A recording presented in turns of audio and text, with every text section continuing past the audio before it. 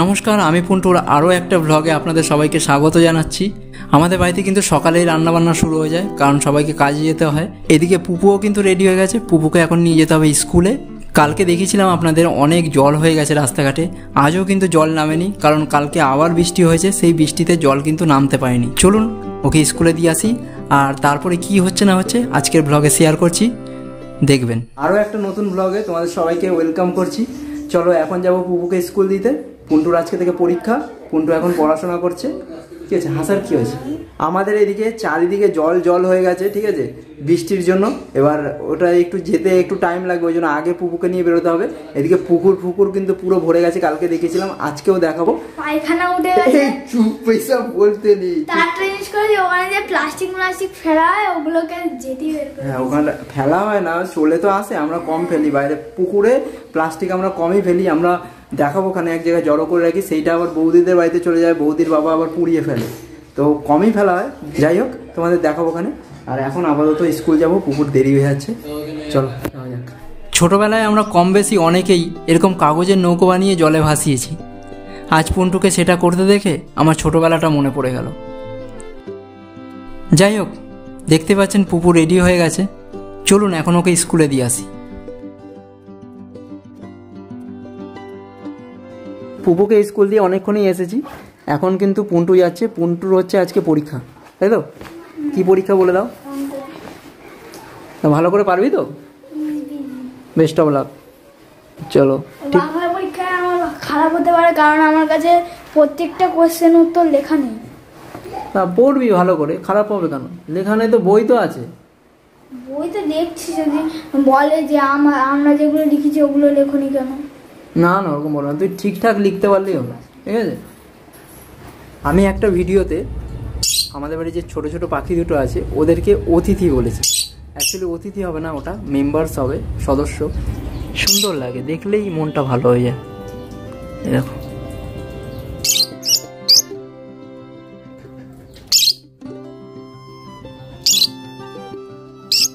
বেশিরভাগ দিনই কিন্তু আমার বৌদি পুন্টুকে স্কুল দিয়ে আসে, আর ফেরার সময় যেহেতু পুপুর ছুটি হয়ে যায় তাই পুপুকে নিয়েই ফেরে। আর আজ পুপু ফিরতে না ফিরতেই ওর বম্মাও চলে এসেছিল। এরপরে দেখলাম পুপু পেয়ারা ধুচ্ছে, আর দেখুন ওকে বলতেও হয়নি, ওখান থেকে একটা পাখা পেয়ারা বেচে ওর বম্মাকে খেতে দিল। কি বলুন তো, দিদা তো কাঁচা পেয়ারা খেতে পারে না, দাঁতের তো সমস্যা। আর তারপরে দেখলাম পাখিগুলো কত সুন্দর দোল খাচ্ছে।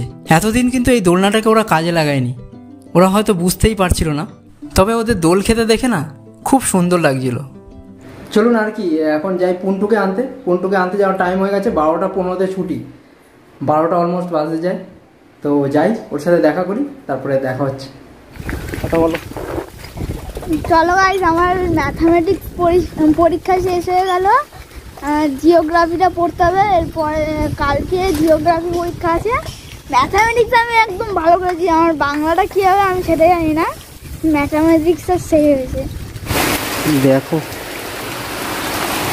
এখন আবার বৃষ্টি নেমেছে, মানে বৃষ্টিটার জলটা যা টেনে এসেছিলো আবার নেমে গেল। এই দেখো, দোকানটায় জল পড়ছে তো তাই ছাতা দিয়ে দিয়েছে।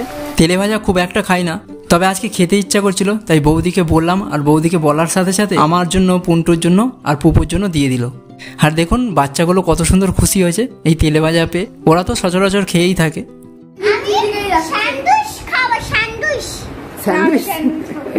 তাহলে খাও, বাইট নাও।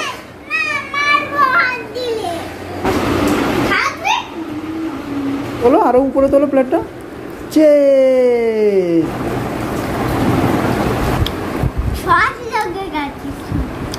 তোমাদের একটা কথা বলি, এই যে এখন বৌদির দোকানে যা কিছুই হচ্ছে না সব কিছুই নিরামিষ, মানে শ্রাবণ মাস চলছে তো।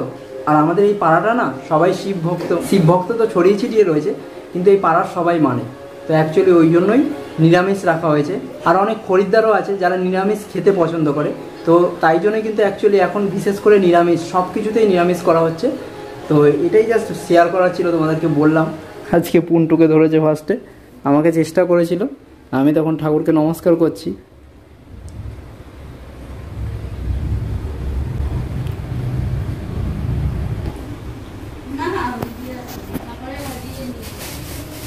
দেখো আমার ছোটো মা আমার বড় মাকে পরিয়ে দিচ্ছে, দেখি বড় মা মুখটা ঘোরাও।